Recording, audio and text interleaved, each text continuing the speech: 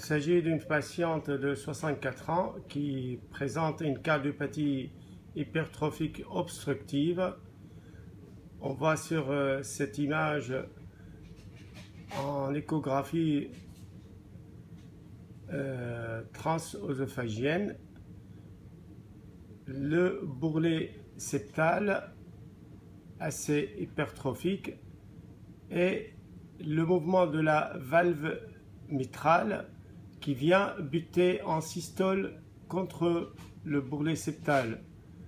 En diminuant la vitesse, on va voir bien l'obstacle qui se forme entre le corps de la grande valve mitrale et le bourrelet, laissant juste ce petit passage au niveau de la chambre de chasse et expliquant bien sûr le gradient maximal qu'on peut voir chez elle en systole.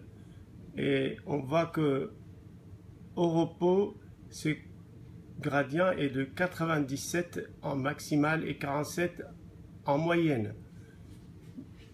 Voilà l'état de cette patiente au repos, avec sur cette image l'aliasing au niveau de la chambre de chasse avec cette accélération très importante des vitesses.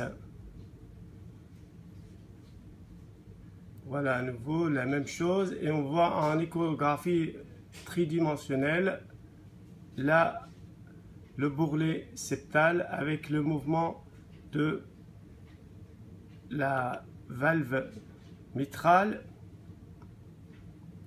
qui vient buter contre le bourrelet septal.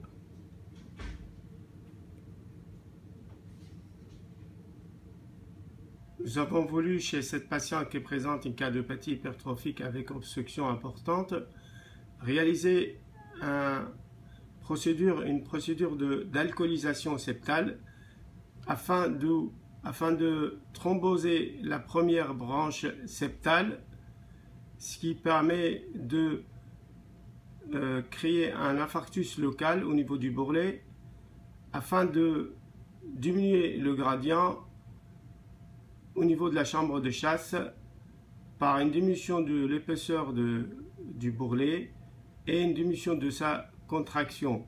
On voit sur cette image l'IVA ici qui va être protégé par un guide et on voit la branche septale, la toute première, qu'il faudrait obstruer afin de faire cette procédure d'alcoolisation septale.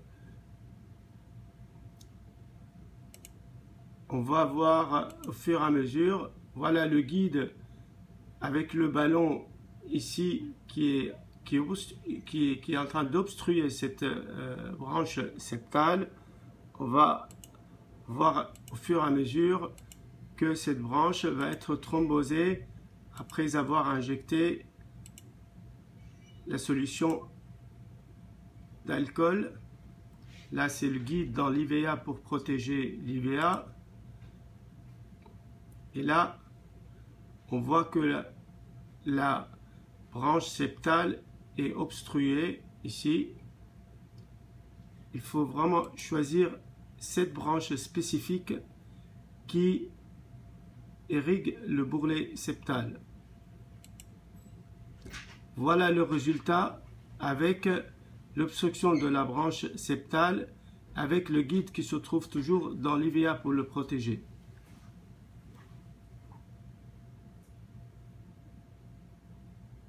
Après l'alcoolisation de la branche septale, on voit à l'échographie, toujours pendant cette procédure, le bourrelet septal qui a pris une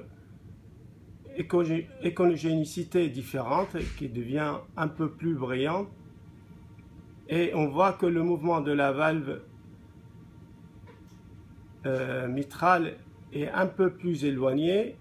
Au fur et à mesure que la procédure avance, on va voir que de plus en plus ce mouvement va s'atténuer et que le gradient au niveau de la chambre de chasse va diminuer.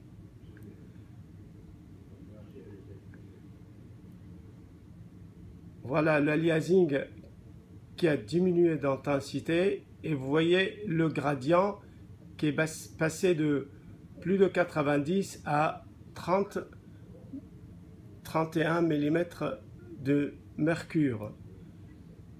Voilà le bourrelet septal qui est de plus en plus échogène. On le voit ici. Après ce processus d'infarctus, on voit de plus en plus la chambre de chasse se libérer et devient d'une largeur plus importante. Et on voit que le mouvement de la valve mitrale s'éloigne de façon significative du bourrelet septal. Sur cette image, si on ralentit la vitesse, on voit que la grande valve mitrale, pendant la systole, voilà, on voit qu'elle ne touche plus le bourrelet. Voilà, pendant la systole, il est vraiment maintenant loin du bourrelet. Donc c'est un bon résultat à court terme. Et je vous confirme que le lendemain, la mesure du gradient confirme qu'il est toujours aux alentours de 30 mm de mercure.